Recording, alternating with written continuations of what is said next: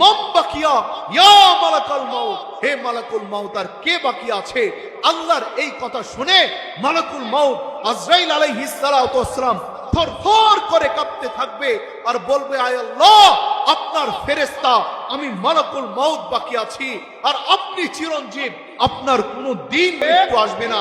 আমরা বলি আমার মাল, আমার সম্পদ, আমার বাড়ি, আমার গাড়ি, আমার টাকা, আমার পয়সা, কিন্তু আপনার আমার চক্ষুটা বন্ধ হয়ে যাবে, সাথে সাথে আমার বাড়ি আমার থাকবে না, আমার গাড়ি আমার থাকবে না, আমার টাকা আমার থাকবে না, সব আমার থেকে পৃথক হয়ে যাবে। ঠিক কিনা ভাইয়েরা? আসছে যখন সমস্ত মানব জাতির জানকে মালাকুল মাউত আলাইহিস সালাতু ওয়াসসালাম কবজ করে ফেলবে, দুনিয়ার সমগ্র প্রাণীকুলের জান কবজ করা হয়ে যাবে, এরপর আল্লাহ তাআলা রব্বুল আলামিন মালাকুল মাউত আজরাইল আলাইহিস সালাতু ওয়াসসালামকে জিজ্ঞেস করবেন, মাম বাকিয়া ইয়া মালাকুল মাউত, হে মালাকুল মাউত আর কে বাকি আছে?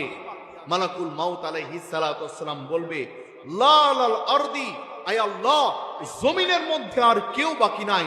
যারা বড় বড় দালান কোঠার মধ্যে ছিল তাদের জানকেও উঠায় নিয়ে আসা হয়েছে, যারা কুড়ে ঘরের মধ্যে ছিল, সোনের ঘরের মধ্যে ছিল, তাদের জানকেও কবজ করা হয়েছে। জমিনের মধ্যে আর কেউ বাকি নাই। আপনার আসমানবাসীরা বাকি আছে, আরশ বহনকারী 8 জন ফেরেশতা বাকি আছে, আমরা 4 জন বাকি আছি, আর কেউ বাকি নাই। ওয়া আনতা হাইয়ুন আল্লাতী লা তামুত, আর আপনি চিরঞ্জীব, আপনার কোনোদিন মৃত্যু আসবে? আল্লাহ তাআলার কখনো মৃত্যু হবে? আল্লাহ তাআলার কখনো মৃত্যু হবে না।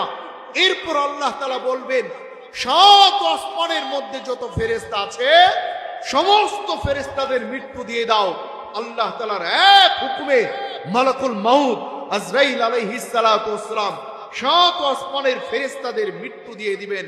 আল্লাহ তাআলা সব জানেন, তারপরও জিজ্ঞেস করবেন, মাম বাকিয়া ইয়া মালাকুল মাউত, হে মালাকুল মাউত আর কে বাকি আছে? মালাকুল মাউত আজরাইল আলাইহিস সালাতু ওয়াসসালাম বলবে, লা আলাল আরদি ওয়ালা আলাস সামা, জমিনের মধ্যেও কেউ বাকি নাই, সবার জানকে উঠায় নিয়ে আসা হয়েছে। আসমানের মধ্যেও কেউ বাকি নাই, সব আসমানের ফেরেশতাদের জানকে উঠানো হয়েছে। আর বাকি আছে আপনার আরশ বহনকারী 8 জন ফেরেশতা, আর আমরা 4 জন। আমি মালাকুল মাউত আলাইহিস সালাতু ওয়াসসালাম, জিবরাইল আলাইহিস সালাতু ওয়াসসালাম, মিকাইল আলাইহিস সালাতু ওয়াসসালাম, ইসরাফিল আলাইহিস সালাতু ওয়াসসালাম, আমরা এই 4 জন। ওয়া আনতা হাইয়ুন আল্লাতী লা তামুত, আর আপনি চিরঞ্জীব, আপনার কোনোদিন মৃত্যু হবে? আল্লাহ তাআলার কখনো মৃত্যু হবে? আল্লাহ তাআলার কখনোই মৃত্যু হবে না। আল্লাহ তাআলা এরপরে হুকুম করবেন, আমার আরশ বহনকারী যে 8 জন ফেরেশতা আছে, ওই 8 জন ফেরেশতার মৃত্যু দিয়ে দাও। আল্লাহ তাআলার এক হুকুমে মালাকুল মাউত আজরাইল আলাইহিস সালাতু ওয়াসসালাম ওই আরশ বহনকারী 8 জন ফেরেশতার মৃত্যু দিয়ে দিবে।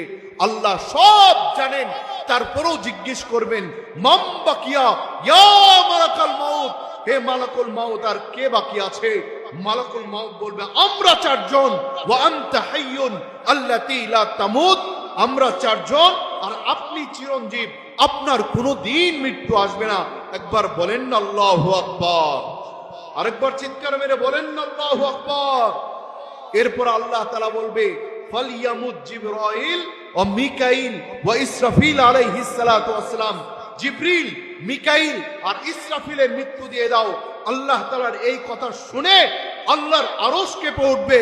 আরশ আল্লাহ তাআলার কাছে বলবে, আয় আল্লাহ, আপনি তো এদেরকে বাঁচিয়ে রাখেন, সৃষ্টির শুরুতে আপনি এই সমস্ত বড় বড় ফেরেশতাদেরকে বানিয়েছেন, তাদেরকেও মৃত্যু দিয়ে দিবেন।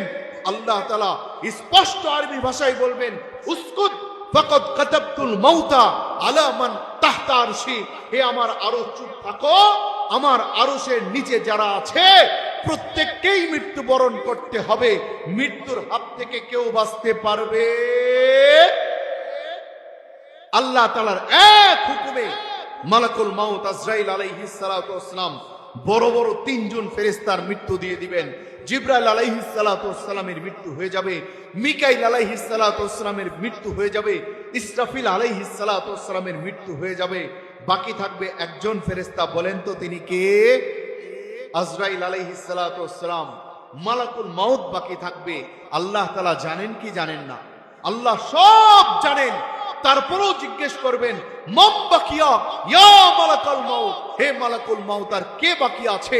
আল্লাহর এই কথা শুনে মালাকুল মাউত আজরাইল আলাইহিস সালাতু ওয়াসসালাম থরথর করে কাঁপতে থাকবে আর বলবে, আয় আল্লাহ, আপনার ফেরেশতা আমি মালাকুল মাউত বাকি আছি, আর আপনি চিরঞ্জীব, আপনার কোনো দিন মৃত্যু আসবে না।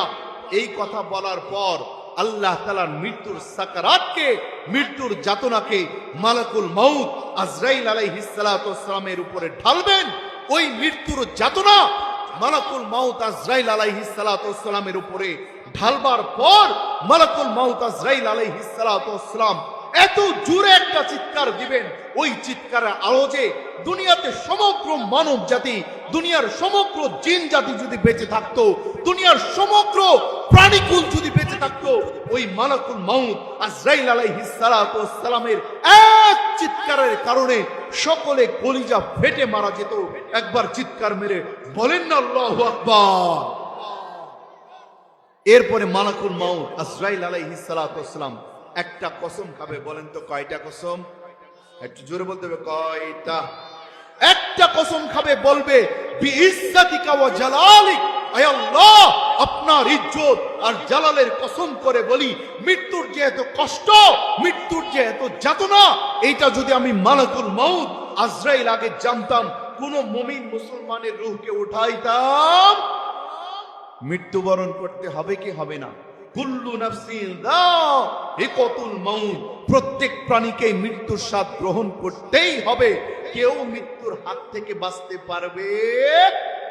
আমরা বলি আমার মাল, আমার সম্পদ, আমার বাড়ি, আমার গাড়ি, আমার টাকা, আমার পয়সা, কিন্তু আপনার আমার চক্ষুটা বন্ধ হয়ে যাবে, সাথে সাথে আমার বাড়ি আমার থাকবে না, আমার গাড়ি আমার থাকবে না, আমার টাকা আমার থাকবে না, সব আমার থেকে পৃথক হয়ে যাবে। ঠিক কিনা ভাইয়ের আমার?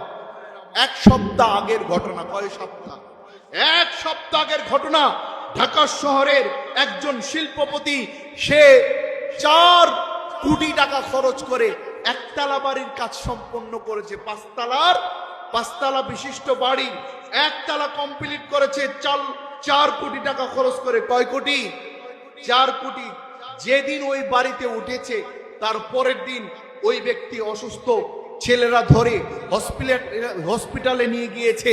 হসপিটালে যাওয়ার একদিন পরে ইন্না লিল্লাহি ওয়া ইন্না ইলাইহি রাজিউন 4 কোটি টাকা খরচ করে যে বাড়ি নির্মাণ করেছিলেন, তিনি মাথার ঘাম পায়ে ফেলে সন্তানরা 1 সেকেন্ডের জন্য হসপিটাল থেকে ওই ঢাকার বাড়িতে আর নিয়ে আসেন নাই। এরপরে তার পিতাকে গ্রামের বাড়িতে নিয়ে গিয়ে জানাজা পড়িয়ে দাফন করিয়ে দিয়েছে। এইটাই হচ্ছে দুনিয়া।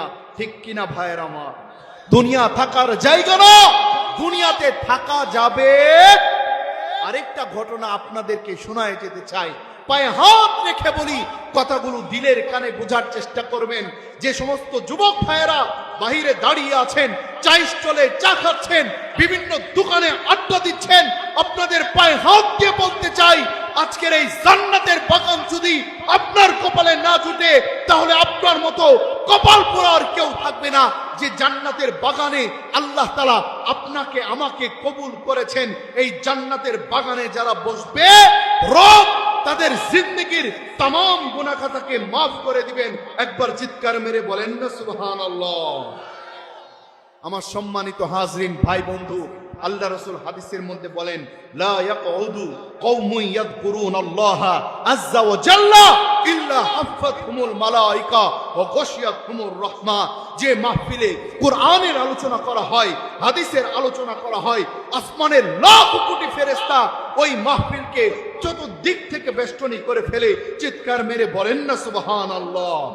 শুধু বেষ্টনী করেই ক্ষান্ত না, একজন ফেরেশতার উপরে আরেকজন ফেরেশতা উঠে এইভাবে আসমান পর্যন্ত বেষ্টনী দিয়ে মাহফিলের লোকদের জন্য গুনাহ মাফের দোয়া করতে থাকে, মাগফিরাতের দোয়া করতে থাকে। বলেন না সুবহানাল্লাহ। ফেরেশতাদের দোয়া কবুল কি কবুল না?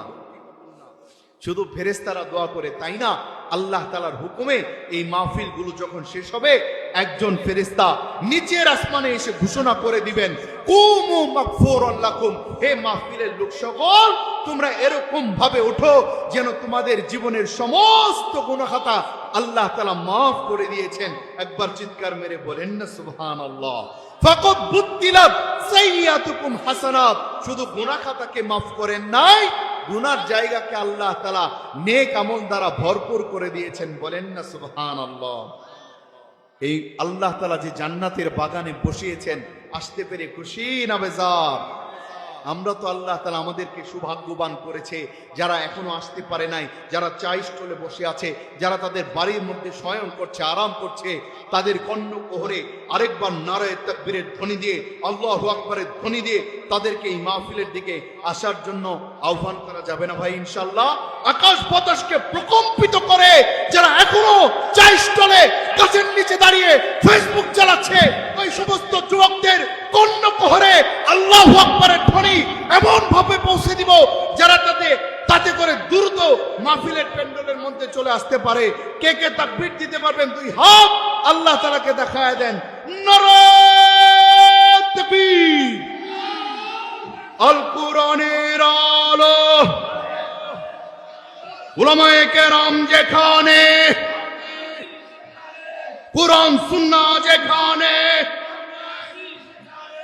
নারায়ে তাকবীর। আল্লাহ তাআলা আপনাদের সবাইকে ইমানদারদের কাতারে, জান্নাতীদের কাতারে কবুল করেন। সকলে একবার চিৎকার মেরে বলেন আমিন।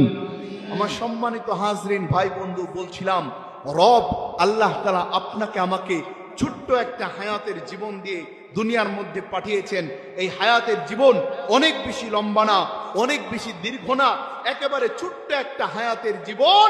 এই জীবন আমরা চাইলেও শেষ হবে, এই জীবন আমরা না চাইলেও শেষ হবে, ঠিক কিনা ভাইয়ের আমার? কিন্তু মরার পরের যে জীবন, আখিরাতের জীবন, ওই জীবনের শুরু আছে আর শেষ ওই আখিরাতের অনন্তকালের জীবনে যারা আল্লাহ তাআলার জান্নাত পাবে তারা সফল কাম। চিৎকার মেরে বলেন না সুবহানাল্লাহ। আল্লাহ তাআলা বলেন, ফামান যুহজিয়া আনিন নার ওয়া উদখিলাল জান্নাতা ফাকাদ ফাজ। আখিরাতের অনন্তকালের জীবনে রব আল্লাহ তাআলা যাদেরকে জাহান্নামের আগুন থেকে বাঁচিয়ে জান্নাত দান করবেন, যাদেরকে দান করবেন তারাই হবে সর্বোচ্চ সফলতার মালিক। চিৎকার মেরে বলেন না সুবহানাল্লাহ। জান্নাত পাইতে চাই না ভাই? ইনশাআল্লাহ আমরা সবাই জান্নাত পেতে চাই, কিন্তু জান্নাত পাওয়ার জন্য যে আমল করতে হয় ওই আমল বান্দা করতে রাজি না, ঠিক কিনা ভাইয়ের আমার? আমার সম্মানিত হাজরিন, ভাই বন্ধু, মানুষ যদি চায় সে আমল করে ইমানের উপরে চলে জান্নাত অর্জন করবে, পারবে কি পারবে না? অবশ্যই পারবে, কিন্তু জান্নাত পাওয়ার জন্য চেষ্টা করে না। মানুষ যদি চায় মৃত্যুর হাত থেকে বাঁচতে পারবে? বাঁচতে পারবে না, কিন্তু মৃত্যুর হাত থেকে বাঁচার জন্য চেষ্টা করে, ঠিক কিনা ভাইয়ের আমার? এই ফুলছড়ির মানুষ যখন ডাক্তাররা বলে দেয় যে ফুলছড়িতে আর চিকিৎসা নাই, এরপরে কোথায় যাও?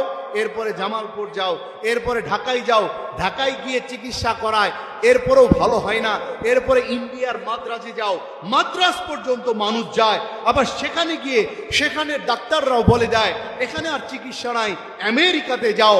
আমেরিকাতে যাওয়ার পর ইন্না লিল্লাহি ওয়া ইন্না ইলাইহি রাজিউন। মানুষ বাঁচতে পারে না, মানুষ বাঁচতে পারবেও।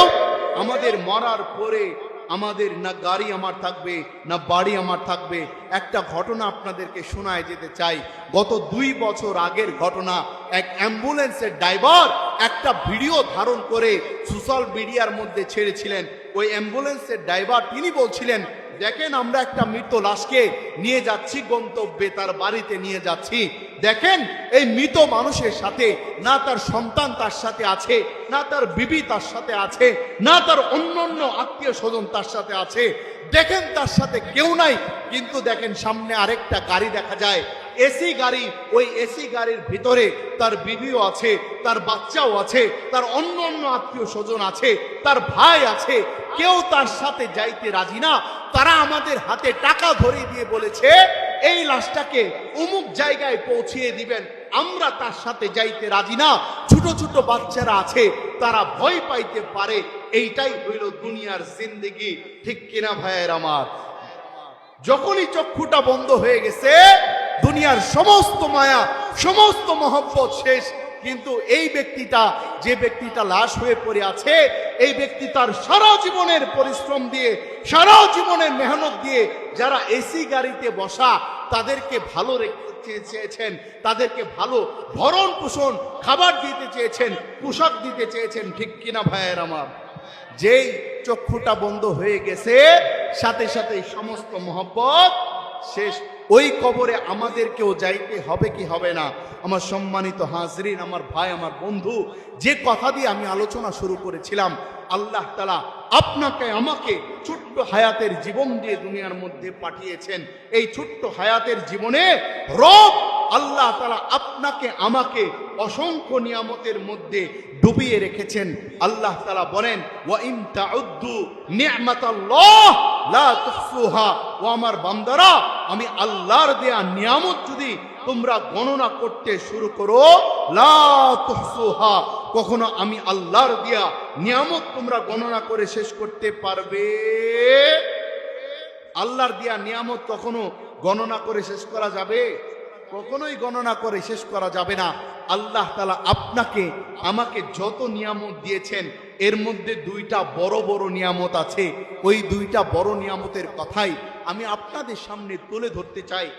এক নাম্বার বড় নিয়ামত হচ্ছে আল্লাহ তাআলা রব্বুল আলামিন আপনাকে আমাকে আশরাফুল মাখলুকাত মানব জাতি হিসাবে কবুল করছেন।